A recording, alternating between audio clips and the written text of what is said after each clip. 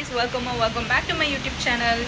ரொம்ப நாள் கழிச்சு நான் இன்றைக்கி வீடியோ போட போகிறேன் அண்ட் ஆல்மோஸ்ட் 7 months ஆச்சுன்னு நினைக்கிறேன் நான் லாங் வீடியோ வந்து போஸ்ட் பண்ணி. இது வந்து புரட்டாசி மாதனால நான்வெஜ் சாப்பிட முடியல, மழை வேறு நல்லா இடியும் கூடிய மழை பெய்கிறது. ஸோ வந்துட்டு மஷ்ரூம் பிரியாணி செய்யலாம்னு சொல்லிட்டு நான் பிளான் பண்ணி 7 மாதமாக வந்து நான் மலேசியாவில் இருக்கேன். இந்தியாவில் இருக்கிற வரைக்கும் நான் சமைச்சதில்லை, சின்னதாக சமைப்பேன், மேகி அந்த மாதிரி. இப்போ மலேசியாவில் கடைசி 3 மாதமாக தான் சமைச்சிட்ருக்கேன். ஏன்னா வெளியே காசு கொடுத்துலாம் சாப்பிட்டா செட் ஆக மாட்டேது. அண்ட் இந்த 3 மாதத்துல நல்லா வெயிட் போட்டேன். அப்போ என்னோடய சாப்பாடு எவ்வளோ நல்லா இருக்குன்னு நீங்களே பார்த்துக்கோங்க. உண்மையிலே நல்லா இருக்குங்க, ஏன்னா நல்லா இருந்தால் தான் நான் சாப்பிடுவேன், ஏன்னா நான் ஒரு பெரிய ஃபுடி. ஸோ கண்டிப்பாக உங்களுக்கு இந்த வீடியோ பிடிக்கும். கண்டிப்பாக அந்த டிஷ்ஷை ட்ரை பண்ணுங்கள். நான் சொல்கிறத சமைச்சு பாருங்கள், நல்லா இருந்துச்சுன்னா கமெண்ட் பண்ணுங்கள். ஆனால் நான் சொல்கிற ஸ்டெப்பை கரெக்டாக ஃபாலோ பண்ணணும், அப்போ தான் டிஷ் வந்து டேஸ்ட்டாக வரும். ஸோ வாங்க இன்க்ரீடியன்ஸ்குள்ளே வந்து போகலாம். ஒரு மஷ்ரூம் பாக்கெட்டை எடுத்துகிட்டு அதில் இருக்க மஷ்ரூம்ஸை நல்லா சாப் பண்ணி வச்சுருக்கேன். 1.5 கப் பாஸ்மதி அரிசியை வந்து நல்லா தண்ணியில் ஊற போட்டாச்சு.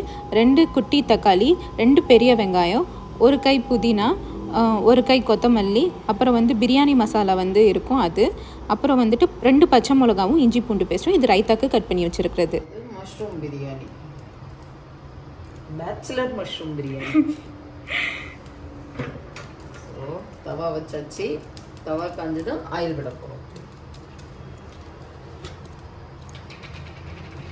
சூடாயிடுச்சு. ஒரு 1/2 ஸ்பூன் கீ,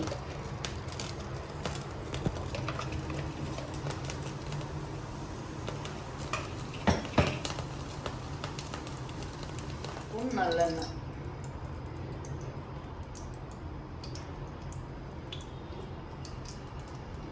ஆயில் நல்லா காஞ்சதும் ஒரு அன்னாச்சி பூ, ஒரு பட்டை, 2 ஏலக்காய், 4 கிராம்பு எடுத்து இஞ்சி பூண்டு பேஸ்ட்டு, பச்சை மிளகாய். இஞ்சி பூண்டு பேஸ்ட்டு நல்லா வதங்கிடுச்சு. அதுக்கப்புறம் கட் பண்ணி வச்சுருக்க வெங்காயம்,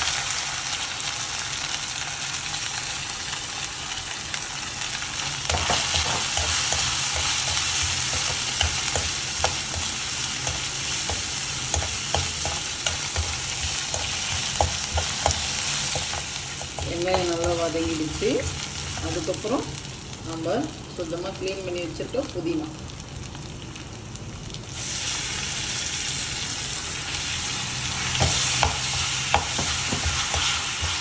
சுத்தம் பண்ணி வச்சுருக்க மல்லி இலை,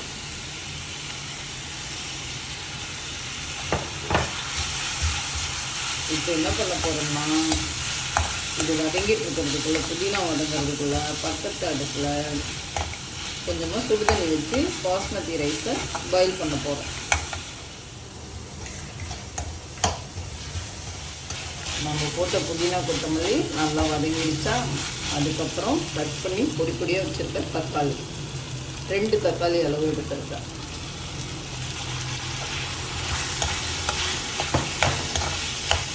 சின்ன சின்ன தக்காளியாக 2 தக்காளி.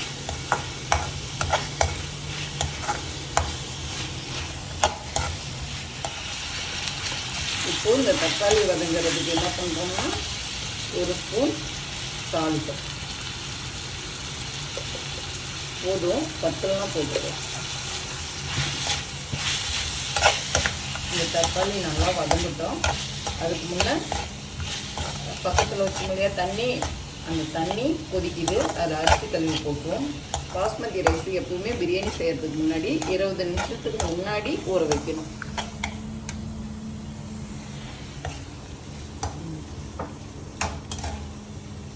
இப்போது கொதிக்க வச்ச தண்ணி நல்லா கொதிச்சிருச்சு. நம்ம 1 தரத்துக்கு 2 தரம் நல்லா கழுவி வச்சுருக்கோம் பாஸ்மதி ரைஸு. அந்த ரைஸு இதில் போட்டுருவோம்.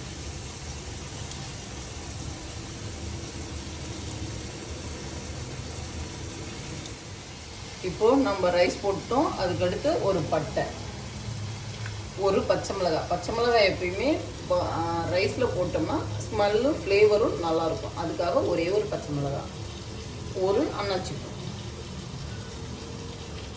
ஒரு 4 கிராம்பு,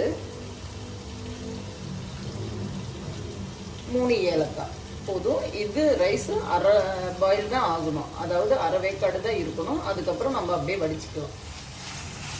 இப்போது பாருங்கள் ஃப்ரெண்ட், நம்ம நல்லா வதக்கிட்டோமா, தக்காளி நல்லா வதங்கிடுச்சு. தக்காளி நல்லா வதங்கினதும் இப்போ என்ன பண்ண போகிறோம்னா மசாலா ஆட் பண்ண போகிறோம். 1 ஸ்பூன் மல்லித்தூள், 1/2 ஸ்பூன், எங்களுக்கு காரம் பிடிக்காது அதனால் காரம் கம்மியாக போட்டிருக்கோம், 1/2 ஸ்பூன் மிளகாத்தூள், 1 ஸ்பூன் கரம் மசாலா. இது எல்லாத்தையும் இப்போ தக்காளி இதோட மசாலாவோட போட்டு நல்லா மிக்ஸ் பண்ண போகிறோம். பாருங்கள் ஃப்ரெண்ட், நல்லா மசாலாவும் நல்லா மிக்ஸ் ஆகிடுச்சு, நல்லா வதங்கிடுச்சா. அப்புறம் என்ன பண்ண போகிறோம், 1 ஸ்பூன் கர்ட் போட்டுக்கிறோம். 1 ஸ்பூன் வேணும்னா இன்னும் உங்கள் அளவுக்கு ஏற்ற மாதிரி சேர்த்துக்கோங்க கர்ட் மட்டும். ஓகேங்களா? இது கர்ட் ஆட் பண்ணதும் நல்லா மிக்ஸ் பண்ணிடணும். ஏன்னா கர்டு வந்து ஃபஸ்ட்டு ஆட் பண்ணக்கூடாது. ஃபஸ்ட்டு ஆட் பண்ணிட்டோம்னா இந்த மசாலாவோட பச்சை வாசனை போகாது, அப்படியே இருக்கும். அதனால் மசாலாவை நல்லா ஃப்ரை பண்ணிவிட்டு அதுக்கப்புறமேல் தான் கர்ட் யூஸ் பண்ணணும். சரிங்களா?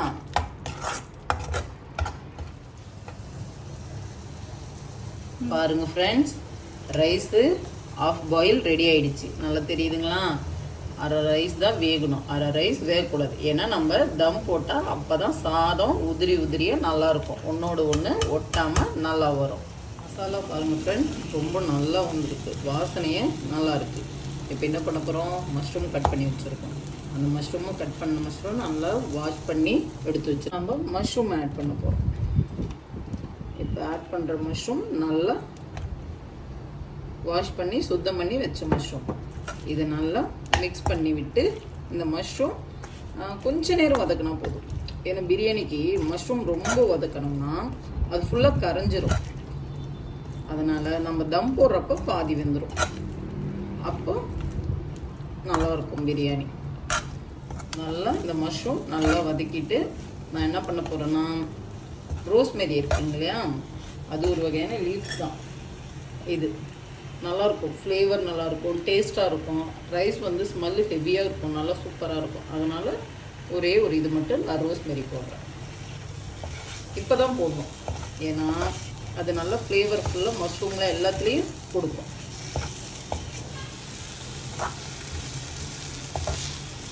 இப்போ நல்லா ட்ரை ஆகிடுச்சு இல்லையா, அதனால் நான் ஒரு கொஞ்சமாக தண்ணி.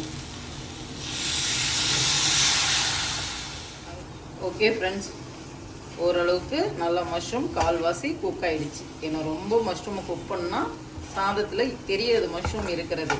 அதனால் இது முடிஞ்சிருச்சு, அவ்வளோதான். இப்போ இதுக்கு மேலே என்ன பண்ண போகிறோம், ரைஸை போட்டு தம் போட போகிறோம். வடித்து வச்சுருக்குறோமா ரைஸு, இந்த ரைஸை எடுத்து இப்போது இதில் போட போகிறோம்.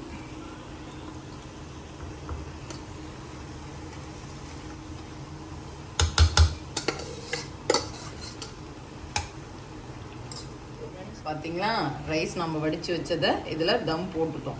ஆனால் உங்கள்கிட்ட நான் ஒன்று சொல்ல மறந்துட்டேன் ஃப்ரெண்ட், நான் ரைஸ் பாயில் பண்ணேன் இல்லையா, அதில் சால்ட் ஆட் பண்ணேன். நீங்களும் மறந்துடாத ஆட் பண்ணுங்கள், அப்போ தான் சாதம் டேஸ்ட் இருக்கும். இல்லைன்னா சாதம் உப்பு பத்தாத நல்லா இருக்காது. மறந்துடாத நீங்களும் ஆட் பண்ணுங்கள், நானும் மறந்துட்டேன். நம்ம ரைஸ் தம் போட்டு வச்சுருக்கோமா, இந்த ரைஸில் என்ன பண்ண போகிறோம், நான் ஃபுட் கலர் ஆட் பண்ண போகிறேன். ஏன்னா ஃபுட் கலர் போட்டால் கொஞ்சம் டேஸ்ட்டும் இருக்கும், அதில் பார்க்க கலர்ஃபுல்லாக இருக்கும். அதனால் லைட்டாக நான் ஃபுட் கலர் ஆட் பண்ணுறேன்.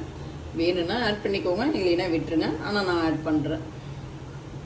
அப்படியே லைட்டாக பரவலாக எப்படி விடுங்க, ஒரே இடத்துல விடக்கூடாது. ஒரு கிளாஸில் சின்னதாக ஒரு சிட்டிகை அளவு ஃபுட் கலர் எடுத்து ஆட் பண்ணிக்கோங்க. கொஞ்சம் தண்ணி நிறைய ஆட் பண்ணிக்கிட்டிங்கன்னா கலர் வந்து ஹெவியாக இருக்காது, லைட்டாக இருக்கும். லைட்டாக இருந்தால் தான் நல்லாயிருக்கும். இந்தமாரி ஆட் பண்ணிக்கிட்டிங்களா, அப்புறம் ரைஸை நம்ம தம் போட்டு எடுத்ததுக்கப்புறம் பார்த்தீங்கன்னா கலர்ஃபுல்லாக இருக்கும், கீழே வரையில இறங்கியிருக்கும். அதனால தான் சொல்லுது, தண்ணி நிறைய எடுத்துக்கோங்க. ஒரு சிட்டிகை அளவு ஃபுட் கலர் எடுத்து ஆட் பண்ணிக்கோங்க, நல்லாயிருக்கும் பிரியாணி. நெய்யில் வறுத்த திராட்சை பழமும் முந்திரி பருப்பும் நல்லா மேலே போட்டுட்டு என்ன பண்ணலாம்னா, ஒரு பிளேட்டை வச்சு மூடி ஒரு 10 மினிட்ஸ் தம் மாதிரி வச்சு நம்ம எடுத்து சாப்பிட்டோம்னா டேஸ்ட் வேறு லெவலில் இருக்கும். நான் 10 மினிட்ஸ் கழித்து உங்களுக்கு ஓப்பன் பண்ணி காட்டுறேன். பாருங்கள் ஃப்ரெண்ட், தண்ணி வந்து வெயிட் போடல, எதுவுமே வைக்கல, தம் போட்டது, ஆனால் நல்லா வந்திருக்கு. இப்போது பிரியாணி பார்க்க போகிறோம். பாருங்கள் பாருங்கள், நல்லா மஷ்ரூம் நல்லா வெந்துருச்சு அந்த தம்லே.